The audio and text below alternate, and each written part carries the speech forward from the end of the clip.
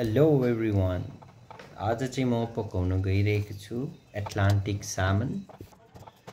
र सबैभन्दा पहिला है सबैलाई थाहा भएको कुरा, तेल तताउनु पर्छ। प्यानमा तेल गरम गर्नुपर्छ, मजाले ब्लक ब्लक ब्लक ब्लक उमाल्नु हुँदैन, हल्का धुवा निक्लिनुपर्छ त्योबाट। त्यो देख्ने बित्तिकै त्यसलाई छोइ गरेर हालिदिनुपर्छ। छोइ गरेर चाहिँ तेल उछिट्नु पनि सक्छ। यो पल्टाउनु चाहिँ एकदमै साह्रो हो, पराक खुला जस्तो हुँदो रहेछ, तर पनि पल्टाइ छोडे लास्टमा।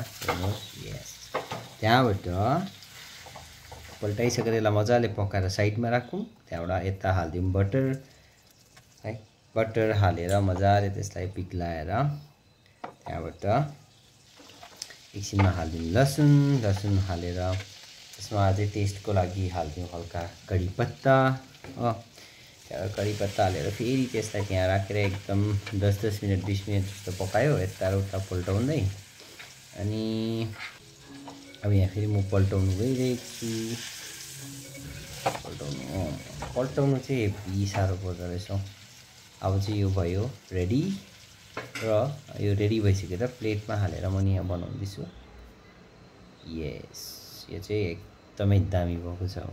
हेर्दा पनि हल्का माथिबाट धनिया छरेर राखेको छु हो। अन्त यहाँ देख्न सक्नुहुन्छ कस्तो मजाको भएको छ यो।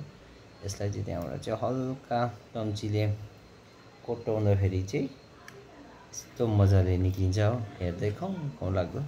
र यसलाई चाहिँ ब्रेड ल्याएर ब्रेड नभए रोटीसँग चाहिँ मजाले अन्डाला पनि हालेर खायो भने चाहिँ दामी हुन्छ।